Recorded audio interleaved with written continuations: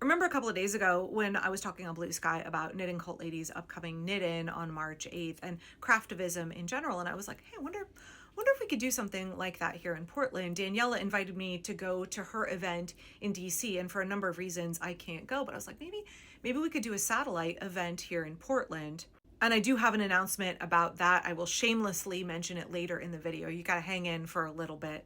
So this woman called it nose picking for the resistance. She said, oh, we're screwed, we're cooked because y'all are doing this performative activism of having a knit. And knitting is not resistance, knitting is purely performative. And I was like, no shit, Sherlock, of course it's performative. So many elements of effective nonviolent resistance are a performance. Yes, lots of mutual aid happens, you know, on the down. We're not advertising a lot of the mutual aid that we're doing. And there are people within institutions that are doing things like work to rule, malicious compliance. That also is done kind of on the down low. We don't really need to broadcast any of that. It's effective and necessary work, but so many elements of resistance are a performance. As I say over and over again, this is a PR game.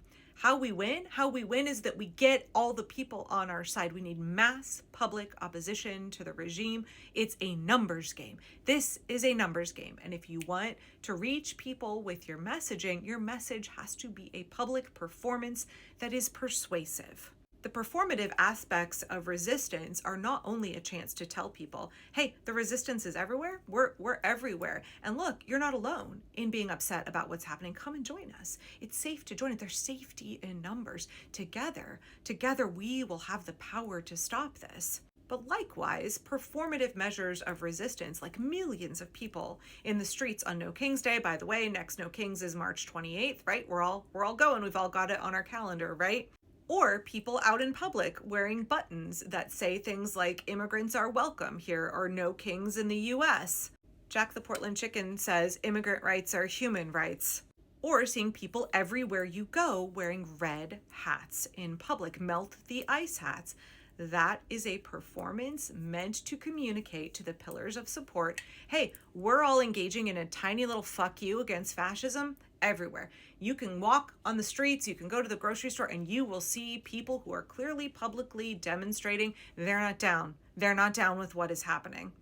Can we ask you a question? Something has come up recently where some protesters in Minneapolis are wearing these red knit caps that have like tassels down one side, and they said it's modeled on caps that Norwegians wore during the occupation of Germans in World War II. Is that true? Topplue. That is. Yes, you could be arrested for wearing that during the war. Wow. Yeah. So how did that come about as a symbol of the resistance? Well, because topplue is so definitely Norwegian. And red topplue, yeah, I guess it is absolutely a Norwegian kind of hat, if you can call it hat. Is it from the little elves or the Nisse? Nisse, ja. På låven sitter nissen med sin julegrøt. Have you heard that song? In the farm sits a Nisse with his Christmas porridge. Yeah, it's a Christmas song. And nisselue, topplue, is definitely Norwegian. So if you wore a red hat, yeah, you'd be arrested. Is that what you said? Yeah, I read nisselue. You could be arrested. And likewise, for people who live in deeply red communities, these public acts of resistance, just putting something visible on your person or in your front yard to say, I am opposed to the regime, that is a risky venture. That is definitely taking a risk on behalf of democracy. It can expose you to significant harm. I know the person who was mad at me is from Portland. Like, here, of course you can wear buttons here. Of course you can have a yard sign here in Portland. It's not true everywhere in the country. It takes an awful lot of courage in many places in the US to even do the small public performative things. And hey, guess what? The more people wearing impeach Trump shirts or ask me about indivisible buttons or wearing red hats, the more people who do that, it becomes safer and easier for other folks too, because we have strength and safety in numbers. As Kamala Harris says, courage is contagious. And speaking of mass public opposition to the regime, public displays of resistance, I don't know if you saw Dr. Erica Chenoweth's post from a couple of days ago showing the volume and geographic distribution of nationwide protests during 2025. It's unbelievable. By the way, the places that are white, it's not because there's not resistance there. Those are areas of low population. And those protests are things like overpassing events, honkin' waves, marches, rallies, craftivism events like knit-ins, like the one that Knitting Cult Lady has planned in DC. Again, if you're in the DC metro area, I encourage you to go check out her information and see if you could maybe attend. We need at least 3.5% of the population engaged in sustained resistance. I'm always trying to tell people, I know folks see that number 3.5% and they think it's some magic number. If 3.5% of the population shows up to a Saturday protest, then like the fascists will just lay down and democracy will reconstitute itself. No, that's not how it works.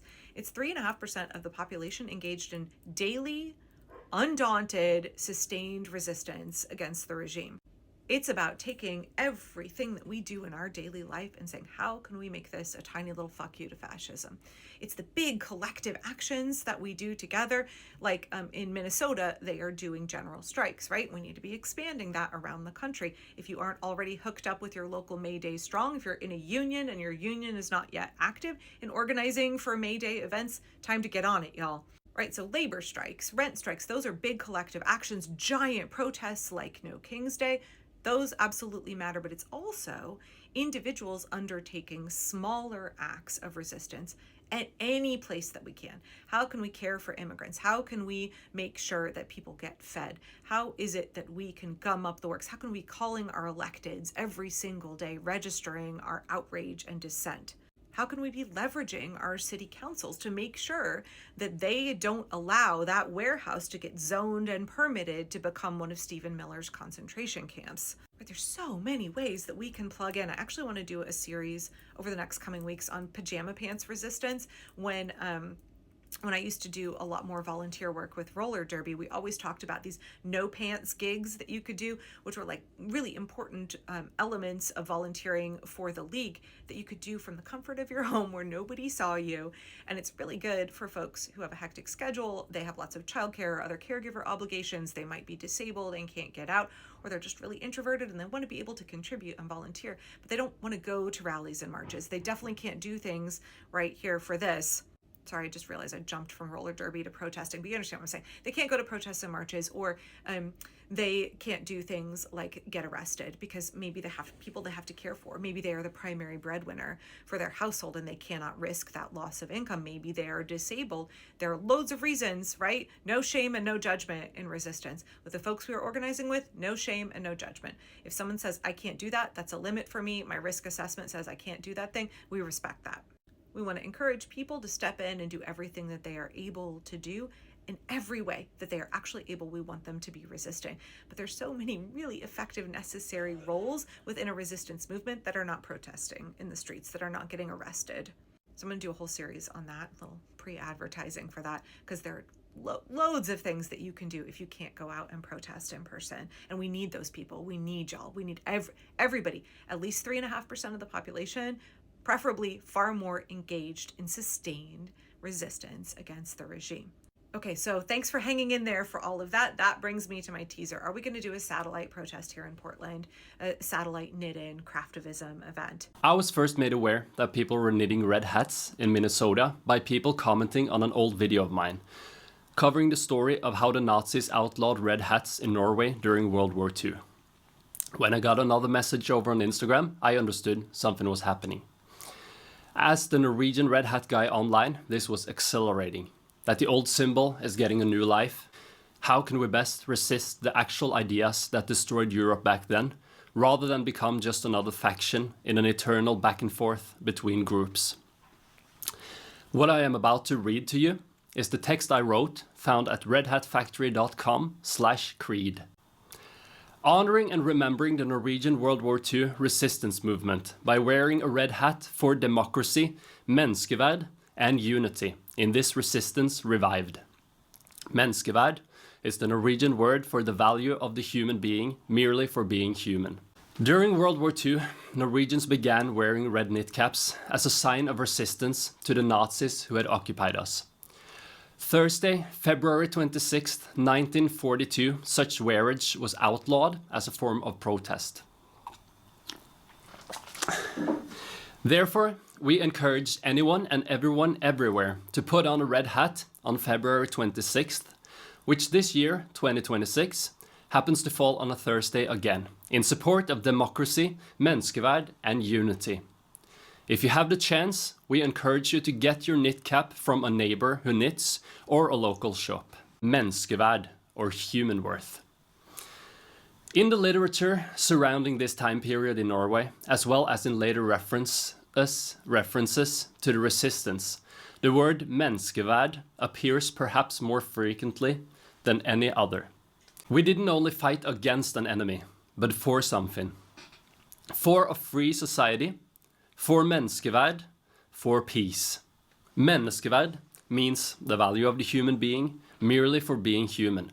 It stands in stark contrast to the Nazi propaganda that relentlessly grouped people based on race, ethnicity, and political belonging, to be used as pawns in a game of power.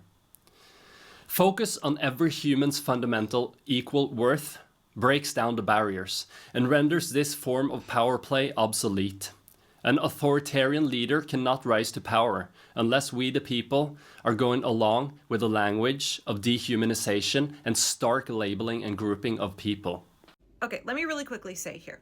For any kind of knit-in or craftivism event, I would apply the permaculture concept of stacking functions. I would want to get as many yields as possible out of that one event. Number one would be a public performance to demonstrate to the community and to the pillars of support that, hey, resistors are everywhere. We are actively resisting. The second aspect would be community building, letting other people know, hey, you're welcome here. We're gonna try and connect through the conduit of your hobby. We're gonna help you get folded into resistance work. We're gonna help you build relationships through our shared love of knitting or whatever crafting event you're having. We're going to think about charitable contributions. Are we buying the Melt the Ice pattern, which has now raised over $800,000 for grassroots resistance and mutual aid work in Minnesota? Are we going to be knitting hats to donate to people who are, for example, getting dumped out of the Whipple Federal Building or the Tacoma Detention Facility? Are we thinking about how we can use our craftivism to financially contribute to those in need? And also, I would be thinking about how it is joy as resistance, coming together and having community. I'm no longer a Christian, but I still love the word fellowshipping with other people, engaging in a meaningful activity. And we're doing that community building and we're getting our batteries charged up at the same time. We're getting our cups filled up. Okay, so here's the deal on March 8th in Portland. I've talked to a ton of crafters in the Portland metro area about whether it would be feasible or not to have a protest on that day. And unfortunately, it is the last day of the Portland Yarn Crawl, and a number of activists that I have reached out to and talked with are already committed to Yarn Crawl events on March 8th. However, there is a group that is doing a sing-along nonviolent protest at the ICE facility on that day. And so what I think is respectful of the fact that so many crafters already have other obligations on that day, and the fact that a group has already organized a protest at ICE is, why don't we join their protest? Why don't we come and be respectful guests at their protest that they have already planned for March 8th? Learn the songs that they want to sing, join them in singing. We can bring our knitting. I can sing and knit at the same time. We're not taking over that event, we are augmenting it. We're coming to them and we're saying, hey, thank you so much for putting out this public invite to your singing vigil, protest, rally, whatever you want to call it, down at ICE on March 8th. We're here to sing with you. We're here to stand in solidarity with you and in solidarity with our immigrant friends and neighbors. And so that's sort of where I've landed as of right now, and I would love your feedback on that.